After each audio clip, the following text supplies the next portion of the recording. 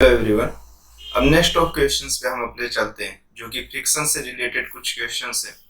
इसमें क्या बोला, find the direction of friction force on each block and the ground assuming all surface are rough and all velocities are with respect to ground।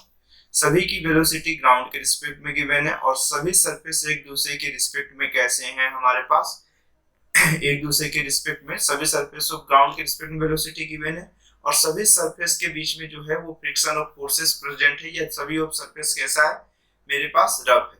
तो हमें सिर्फ direction of friction बतानी है। कभी भी अगर डायरेक्शन ऑफ फ्रिक्शन आपको find करना हो तो आप एक चीज जानो कि जो दो कॉन्टेक्टिंग ऑफ सरफेस है हमेशा जो फ्रिक्शन की डायरेक्शन होगी उनके रिलेटिव ऑफ मोशंस के कैसे अपोजिट डायरेक्शन में होगी। तो अगर मुझे ई और डी के बीच में देखना हो, ई और डी के रिस्पेक्ट में अगर देखना हो तो आपको ये मालूम है कि ई जो है विथ रिस्पेक्ट टू अगर मैं डी के रिस्पेक्ट में देखूं तो ई मुझे कैसा जाता हुआ दिखेगा, आगे जाता हुआ दिखेगा। Velocity of E with respect to D मतलब velocity of E minus of कौन सा होगा, velocity of D. Velocity of E 2 है और सेम उसी डायरेक्शन वेलोसिटी ऑफ 1 कितना, मतलब वेलोसिटी ऑफ डी कितना, 1 मीटर पर सेकेंड। तो इसका मतलब ये हुआ कि जो वेलोसिटी की वैल्यू होगी ई की विथ रिस्पेक्ट टू डी वो 1 मीटर पर सेकेंड होगी और टूवर्ड्स ऑफ किसकी डायरेक्शन में, ई की डायरेक्शन में। तो ई जिस डायरेक्शन पे जा रहा है उसी डायरेक्शन में डी से खड़ा हुआ ऑब्जेक्ट ऑफ मुझे ऐसा देखेगा कि ऑब्जेक्ट इस डायरेक्शन पे जा रहा है। तो फ्रिक्शन की जो डायरेक्शन होगी वो इस मोशन की कैसे होगी, अपोजिट डायरेक्शन पे होगी, ई पे। ठीक है, उसी तरह से अगर मैं ये कहूं कि मुझे वेलोसिटी ऑफ डी देखना है विथ रिस्पेक्ट टू ई, क्योंकि मैं अभी ये दोनों के कॉन्टेक्टिंग ऑफ सरफेस को देख रहा हूं, ठीक। तो velocity of D minus of velocity of E, तो ऐसा लगेगा कि वेलोसिटी ऑफ डी की वैल्यू ऑफ कितना है 1 minus of velocity of E की वैल्यू ऑफ सेम उसी डायरेक्शन में है तो ये प्लस का ऑफ 2 होगा। तो 1 minus of 2 minus of 1 metre पर सेकेंड। तो ई को ऐसा लगेगा जिसके रिस्पेक्ट में हम देख रहे हैं हमेशा आपको ऑब्जेक्ट को वहीं खड़े हो जाना है और उसके रिस्पेक्ट में दूसरे ऑब्जेक्ट को देखना है। तो रेस्ट पे रहेगा, दूसरा किस पे रहेगा, मोशन पे। तो आप देखो अगर 2 मीटर पर सेकेंड से ई चल रहा है, आप चल रहे हो और दूसरा ऑब्जेक्ट डी से चल रहा है तो आपको ऐसा लगेगा कि डी धीरे धीरे पीछे जा रहा है।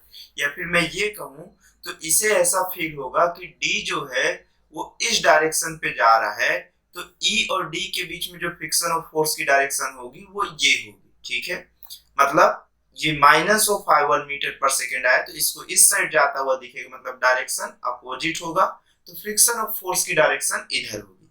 या फिर आपको कभी भी कंफ्यूजन होता है तो आप ऊपर वाले सरफेस बस की रिलेटिव वेलोसिटी ऑफ फाइंड कर लीजिए। तो अगर आपको इस साइड दिख रहा है तो ये बॉटम ऑफ एंड पे जो भी फ्रिक्शन की डायरेक्शन हो हमेशा नीचे वाला जो कांटेक्ट ऑफ सरफेस होगा उसके टॉप ऑफ पे जो सरफेस होगा उसके जो भी फ्रिक्शन की डायरेक्शन होगी उसके अपोजिट और कैसा होगा मेरे पास, ये दोनों इक्वल होगा। फ्रिक्शन ऑफ फर्स्ट और फ्रिक्शन ऑफ सेकंड कैसा होगा, हमेशा इक्वल होगा। तो फ्रिक्शन ऑफ ई पे जो लग रहा होगा वो हमारे पास किस साइड लग रहा होगा, लेफ्ट साइड, और इस पे जो लग रहा होगा वो किस साइड लग रहा होगा, राइट साइड। एकदम सिमिलर। डी और सी पे आप देखिए, डी और सी पे अगर आप देखेंगे तो मुझे ऐसा लगेगा कि सी ऑफ किस साइड जा रहा है, आगे साइड जा रहा है, और डी किस साइड जा रहा है, पीछे साइड। अगर आप with respect to velocity of D देखना चाहते हैं विथ रिस्पेक्ट टू सी तो आपको ऐसा लगेगा कि डी पीछे साइड जा रहा है और सी किस साइड जा रहा है, आगे साइड जा रहा है। तो जो डी पे फ्रिक्शन ऑफ फोर्स की डायरेक्शन ऑफ आपको दिखेगी वो भी किस डायरेक्शन पे दिख रही होगी, डी के नीचे वाले सरफेस पे भी इसी तरह से दिख रही होगी। सी पे ये कंफर्म है कि सी के टॉप पे जो लगेगा फ्रिक्शन ऑफ फोर्स वो इस तरह से लगेगा, इस सी पे है। अब उसी तरह से सी और बी के बीच में आप देखिए तो आपको बी आगे जाता हुआ दिखेगा और सी पीछे जाता हुआ दिखेगा। तो मतलब यहाँ पे जो कॉन्टेक्टिंग ऑफ सरफेस पे फ्रिक्शन ऑफ फोर्स की वैल्यूएशन या डायरेक्शन जो होगी वो किस साइड से होगी। अगर आपको कभी भी दिक्कत होता है तो आप रिलेटिव वेलोसिटी फाइंड कर लो ना। आपके पास ऊपर तो लिखा हुआ है यहाँ पर कि रिलेटिव वेलोसिटी की वैल्यू ऑफ कितनी होगी। इस फॉर्मूले का आप यूज करो कहीं पर भी हो, आपको कोई दिक्कत की बात नहीं। तो सी पे जो आपको लगेगा तो यहाँ पर मैं लिखते चलता हूँ, ये मेरे पास फ्रिक्शन ऑफ फोर्स किसकी वैल्यू है, ई की value with respect to D है और ये भी मेरे पास E की है with respect to of D, ये दोनों इक्वल होगा। ये D की विथ रिस्पेक्ट टू क्या कहूं मैं इसको, friction of force D with respect to E। ये फ्रिक्शन ऑफ फोर्स किसकी है, D की with respect to of C। उसी तरह से C की अगर बात की जाए तो फ्रिक्शन ऑफ फोर्स ये किसका है, C का विथ रिस्पेक्ट टू D। अब मुझे ये पूछा है कि फ्रिक्शन ऑफ फोर्स किसकी वैल्यू C की कितनी होगी विथ रिस्पेक्ट टू किसके, B के रिस्पेक्ट में। तो फ्रिक्शन ऑफ फोर्स C का विथ रिस्पेक्ट टू B चाहिए, तो velocity of C with respect to आप B देख लीजिए। तो velocity of C minus of velocity of B, तो वेलोसिटी ऑफ C की वैल्यू ऑफ कितना हुआ 3 और वेलोसिटी ऑफ B की value of 5, 3 minus of 5 minus 2 आएगा। तो माइनस ऑफ 2 मतलब B में जो अगर कोई ऑब्जेक्ट ऑफ ऐसे खड़ा हो तो उसे ऐसा लगेगा कि C पीछे साइड जा रहा है, तो फ्रिक्शन ऑफ फोर्स जो इस पे लगेगा वो इस डायरेक्शन पे लगेगा। तो friction of force C with respect to B। उसी तरह से अगर मैं B वाले के लिए देखूं तो आप आंख बंद करके कह सकते हो कि friction of forces B with respect to C जो होगा वो अपोजिट डायरेक्शंस पे होगा।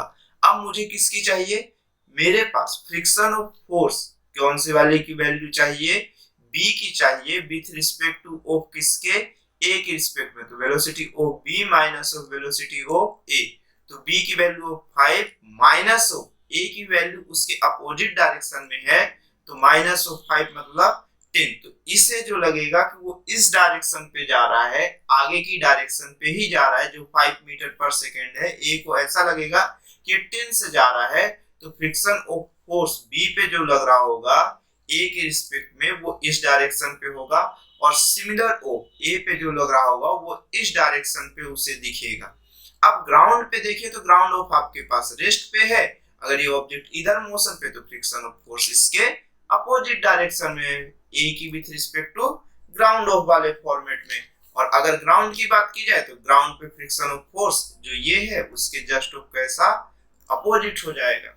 तो इस तरह से आपको ये स्ट्रक्चर दिखेगा कुछ ना कुछ, ठीक है। एक बार आप आराम से इसे देखो और फिर से रिवाइज करके आप देखो, आपको ये गारंटी ऑफ समझ में आएगा, ठीक है। उसके बाद आप नेक्स्ट क्वेश्चन पे चलते हैं।